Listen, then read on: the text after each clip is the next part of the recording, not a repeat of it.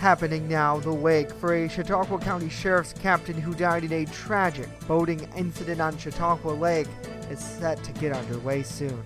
And the first monkeypox case now confirmed in our region, plus the newly formed Unsolved Crime Unit here in Chautauqua County now shining a light on a long-time missing persons case in Silver Creek.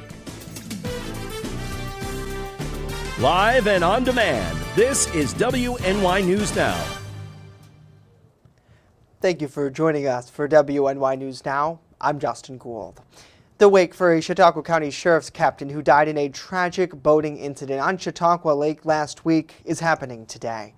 Friends, family, and law enforcement from across our region are invited to Linda Funeral Home on West 3rd Street in Jamestown tonight from 2 to 8 to remember the life of Captain David Bentley, ahead of a funeral service tomorrow. Over the weekend, the 62-year-old died after falling into Chautauqua Lake while boating near Martha's Vineyard in the town of Ellery.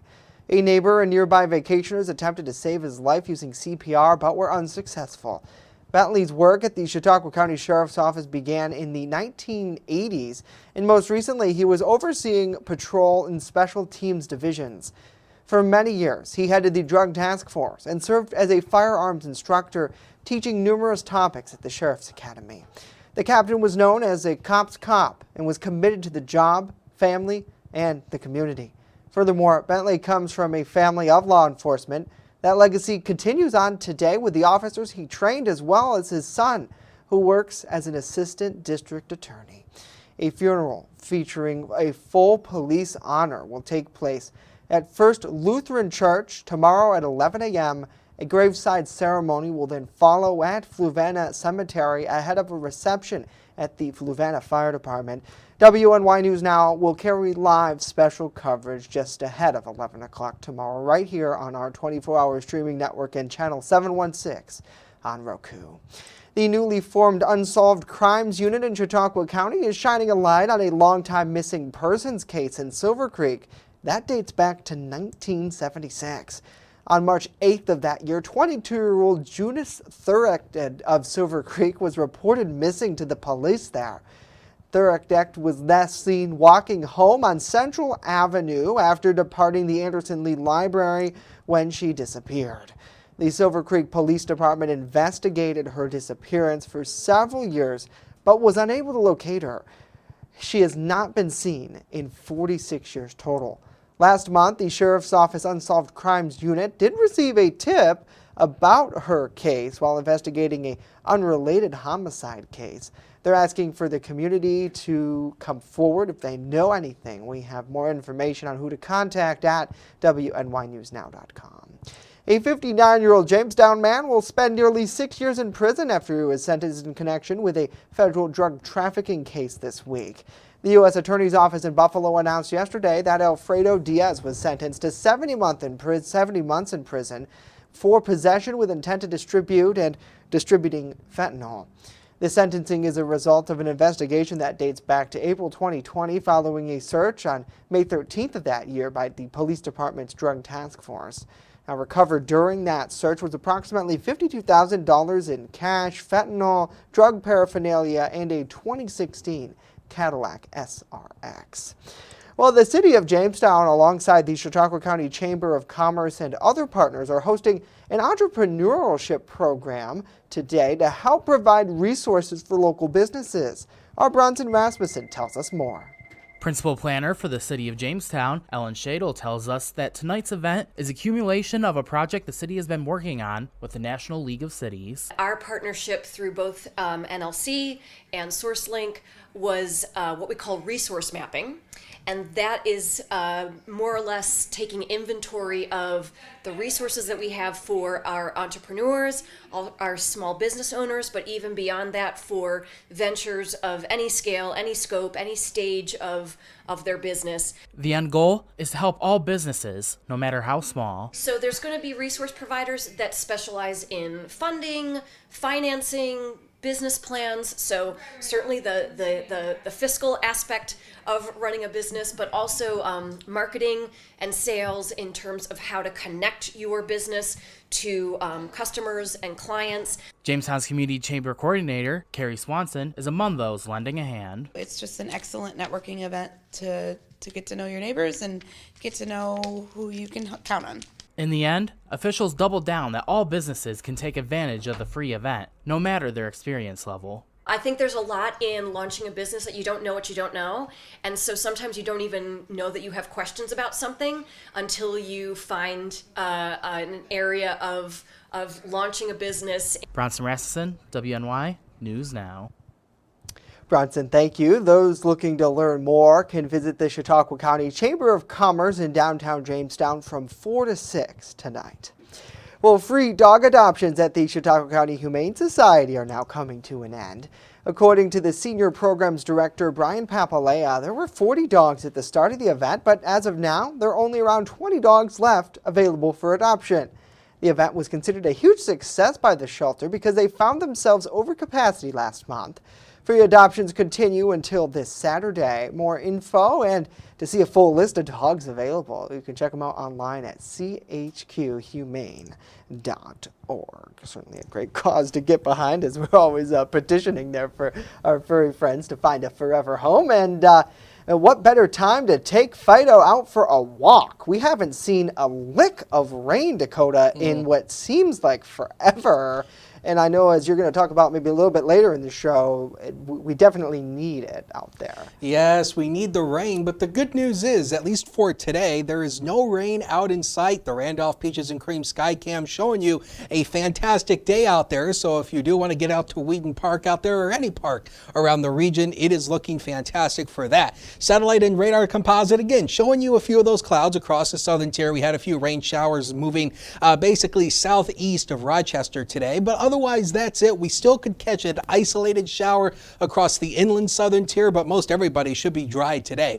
The high yesterday was 74. We started the day at 56, 95, and 40 are the records. So through the afternoon, partly to mostly sunny. An isolated shower across the inland areas wouldn't rule that out, but most everybody dry, 71 to 78 with less humidity. Now we do have some beneficial rain on the way. We'll talk about it when it gets here with that Ultimate Satellite Solution 7-day forecast later on in the show, Justin. Yeah, so some good news out there, Dakota, thank you. As we continue, the first case of monkeypox now confirmed in our region.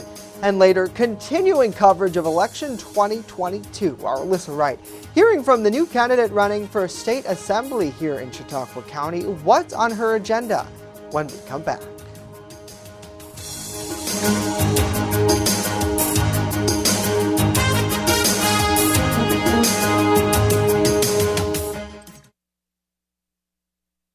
You're watching WNY News Now, your source for breaking news.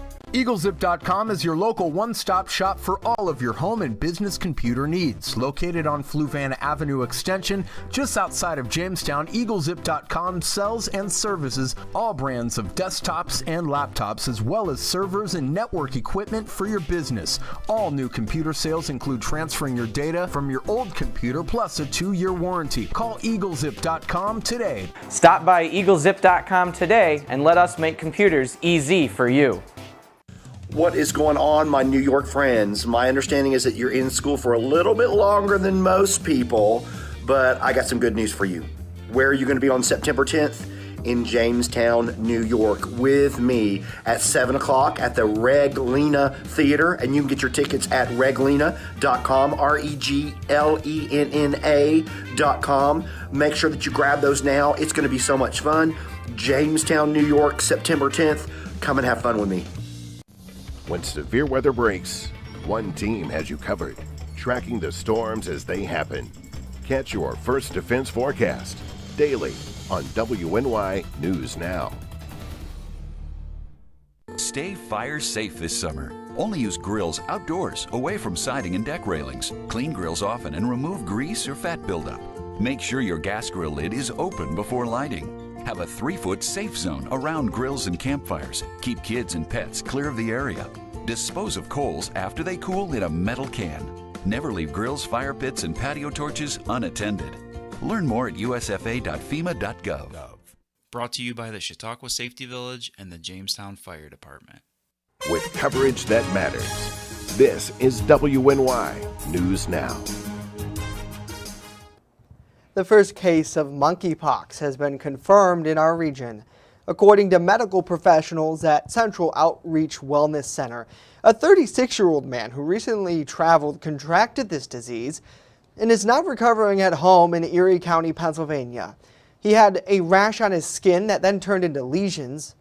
Furthermore, WGRZ-TV reporting the first confirmed case of monkeypox in the Buffalo area as well. The CDC says monkeypox does not spread nearly as quickly or as easily as COVID because transmission requires direct skin-to-skin contact.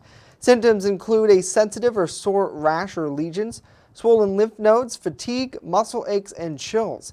It can take anywhere from 5 days to 2 weeks for monkeypox symptoms to show up. Infections now exceed 1,000 from this growing outbreak across the nation. A longtime Chautauqua County politician will have a new challenger in this fall's election.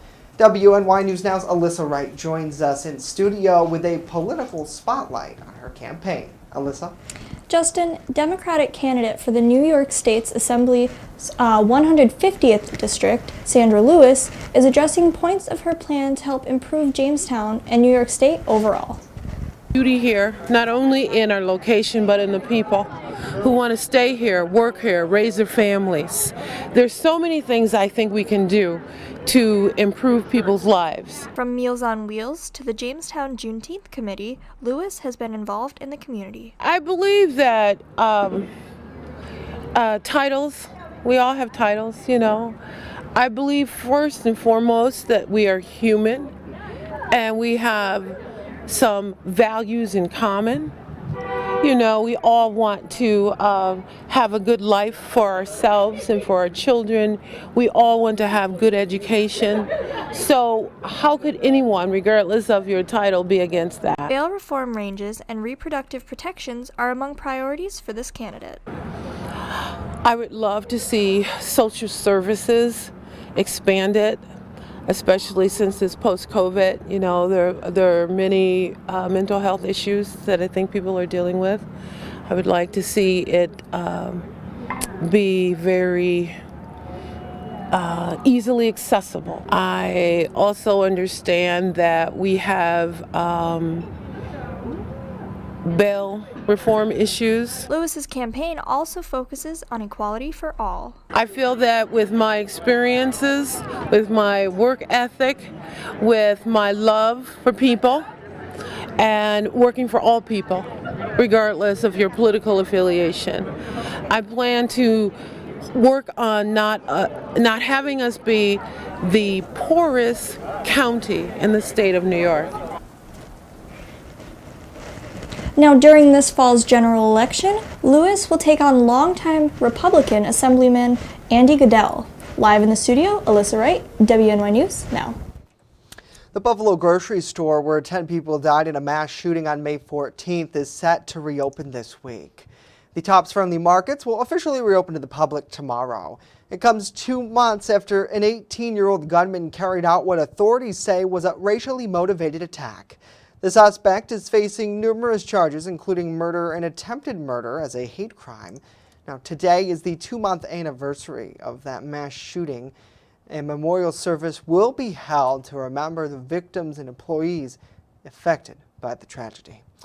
And the Firearms Policy Coalition is suing New York State over the statewide assault weapons ban. The lawsuit was filed in the United States District Court for the Eastern District of New York. The defendants include New York's Attorney General Letitia James and the state police superintendent.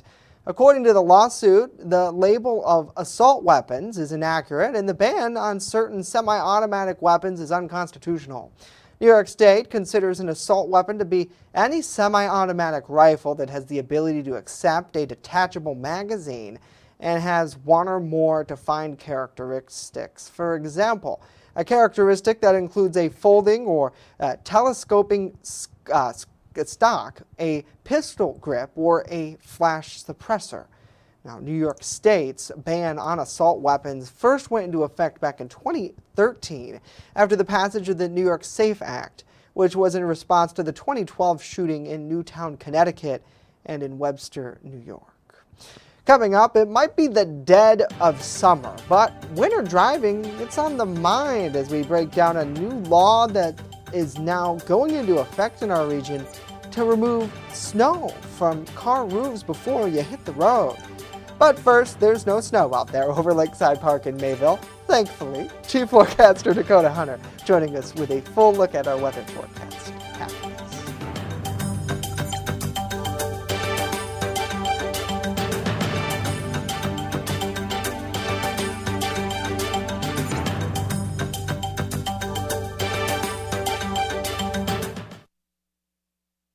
You're watching WNY News Now, where coverage comes first. It's never too soon to celebrate the holiday season, and this year, Christmas in July in Jamestown is better than ever. First, the Jamestown Tarp Skunks will take the field at Russell E. Dietrich Jr. Park on Friday, July 22nd, with a fireworks show to follow. Festivities continue on Saturday, July 23rd, featuring a color run for kids and adults at the Northwest Arena starting at 9 a.m. Then, the Jamestown Public Market is partnering with Toys for Tots to host a craft fair and a downtown sidewalk sale. Also, a 12-team curling tournament will be ongoing at the arena later in the night. Join us for a Christmas-themed movie outside the National Comedy Center with a screening of National Lampoon's Christmas Vacation at 6:30. All you'll need is a lawn chair. And finally, to cap the day, the Greater Jamestown Riverwalk will play host to a special holiday village starting at 8 p.m. Learn more online at ccsolutions716.com. I'm a survivor. I'm a survivor. I'm a survivor. Testicular cancer is the leading form of cancer in men aged 15 to 35. 1 in 250 men will be diagnosed with testicular cancer. But 98% will survive if detected early. As a survivor, I believe early detection is the key. Learn how to do a testicular self-exam and other important facts about testicular cancer at oneball4tc.com. How prepared is your family if a hurricane shows up at your doorstep, or a flood, or a blizzard? You can't just turn away a natural disaster. That's why it's important to go to ready.gov/plan now. It has the tools and tips you need to make an emergency plan with your family. So if disaster comes knocking, let's go. You'll be ready to help keep your family safe. It's just a pizza. Yes! Make a plan today. You're watching WNY News Now, your source for breaking news. Fast, accurate, and everyday. First Defense weather. Welcome back, everybody. And the wind gusts yesterday were definitely not as strong as they were on Tuesday. The peak wind gust was 21 here at the Jamestown Airport, 25 in Randolph, pardon me, 13 in Warren. So it definitely wasn't as breezy as it was on Tuesday. But this is the bigger problem. The drought monitor has been updated today. And as I thought, they had expanded this abnormally dry drought condition further out to the east. So all of the southern tier is now abnormally dry, but this brown shaded area right here, which includes parts of the Buffalo metro area, is now a moderate drought condition. So we really need some rainfall around here. And in terms of the rainfall, we are running now 4 inches below normal, 4.05 inches for the rainfall deficit since the beginning of the season. And understand, we keep weather records for the summer months from June 1st all the way until the end of August. So we need some rain here, but the good news is we do have some rain on the way as we head into the next couple of days here. So the next couple of days dry though, but notice by Sunday and Monday, we get into that rain, a 40 to 45% chance of rain in area. And then looking at the quantitative precipitation forecast over the next 5 days, we're looking at about 3/4 of an inch, which is the darker green. The blue here is about 1 inch worth of rainfall. Yes.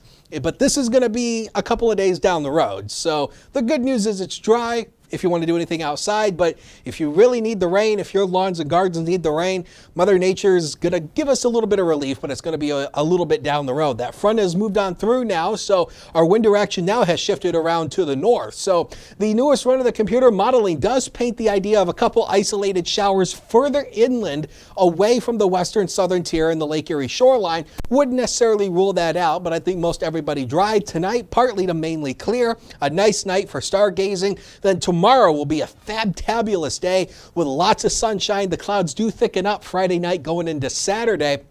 And then on Saturday, we do bring in the chance for at least a couple isolated showers, mainly going into Saturday night and then into Sunday. So we start tomorrow at a crisp 54 degrees here in the city, 76 at noon and 80 at 5 o'clock with a lot of sunshine. Now the next 7 days, powered by Ultimate Satellite Solutions. So again, 80 tomorrow, lots of sunshine. Warm and sunny on Saturday, 82. Better chance for that rain shower and a couple storms on Sunday. Looks like a better chance in coverage of those storms on Monday. And we'll keep a few showers in the forecast, Justin, for Tuesday and Wednesday of next week. So this is well-needed rain that we need around here. Oh, yeah, definitely is for sure. And I know a lot of people, they either like the thunderstorms or they don't like the thunderstorms. I'm pro thunderstorms. Like if you give me, nothing destructive, right? Just a good rumble. The non-severe ones. Yeah, good little soaker out there for sure, Dakota, thanks. Well, let's get some headlines from around the nation now. And inflation in the U.S., it's surging to the highest level in 40 years.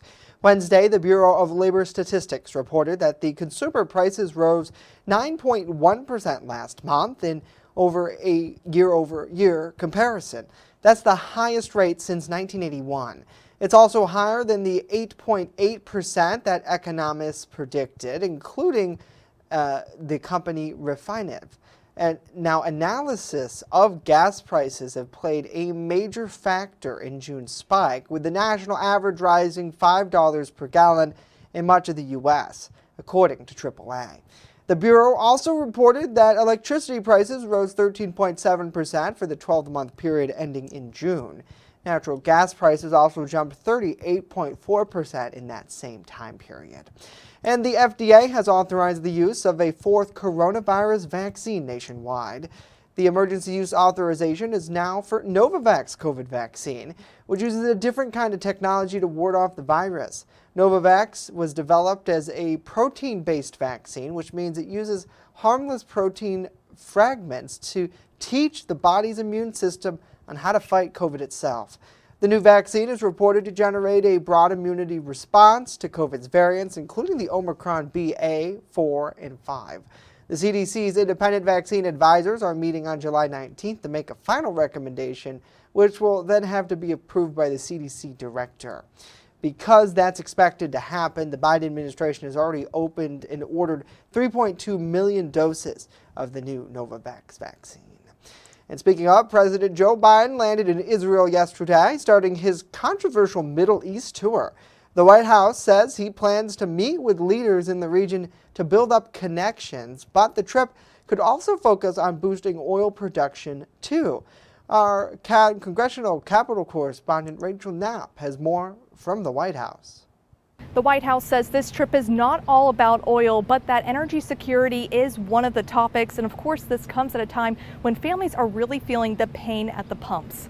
Although the national gas average peaked around $5 a gallon last month, this week it lowered to around $4.65, and the inflation index, including food and gas prices, could continue to lower. But Republicans like Congressman Fred Keller are taking to social media outraged over these high gas prices, telling Biden, instead of asking for Saudi gas, to work with American oil and gas producers to curb energy prices. Now, in a press release from the White House, that's one of the strategies Biden says he will use to lower gas prices. Now, on top of that, he says he will continue releasing oil from our strategic oil petroleum reserve and put a price cap on Russian oil. Biden says he's also going to reach out to Congress, ask them to help create legislation to lower costs on everyday items, from things like utility bills to prescription drugs and more, to help families. Back to you. All right, Rachel, thank you. Next year, a look at the new law taking effect soon, cracking down on drivers who don't remove snow from the top of their cars.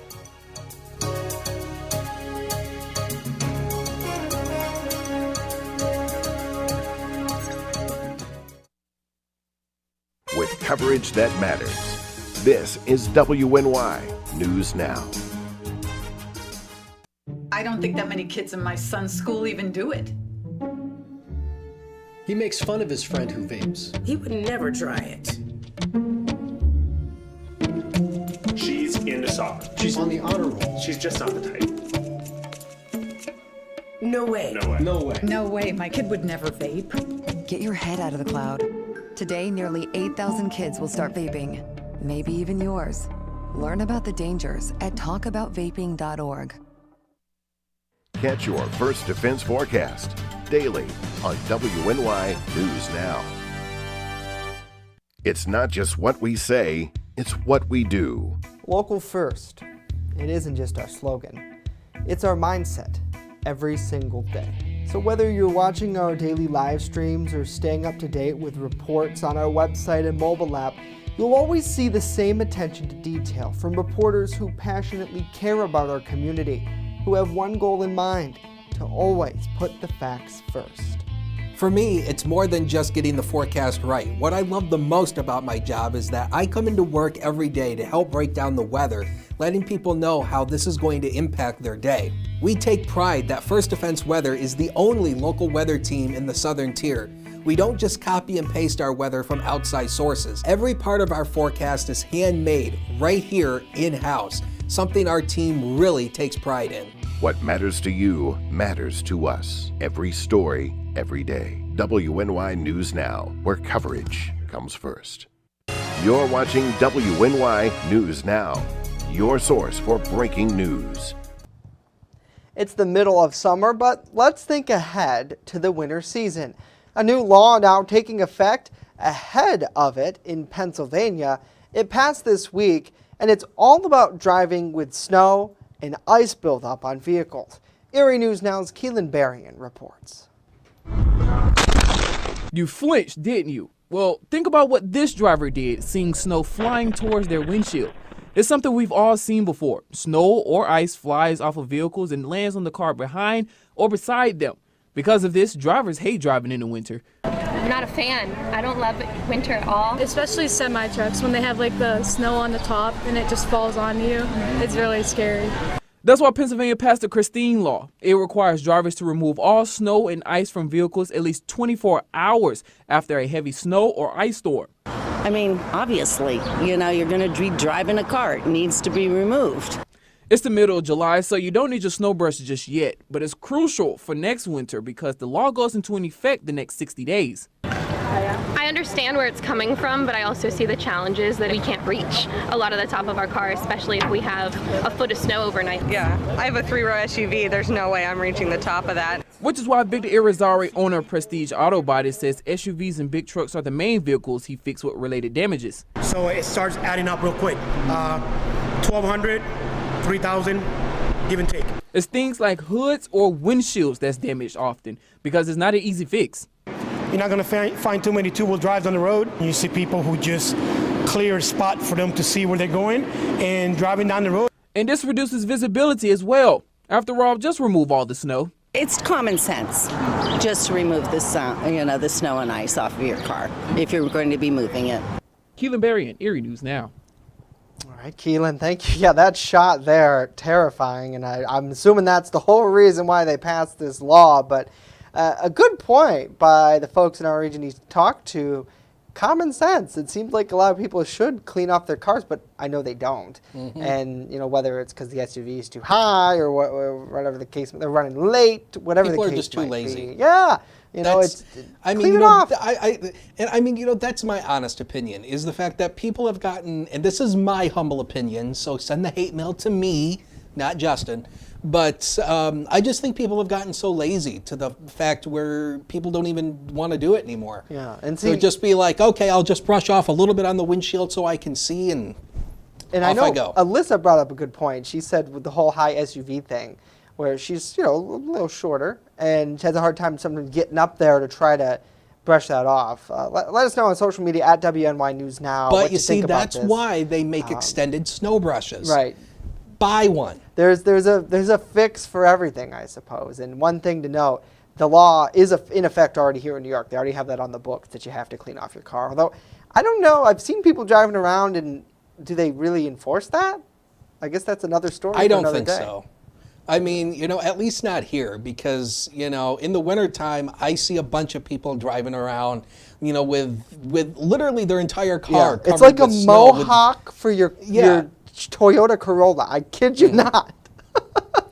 So, I don't know. I mean, I just think the police have got other things better to do. Very true. So, they're not going to enforce that. Nevertheless, connect with us at WNY News Now. That's it for us today. We'll see you back here tomorrow following our special coverage of the Benton. Have a great day.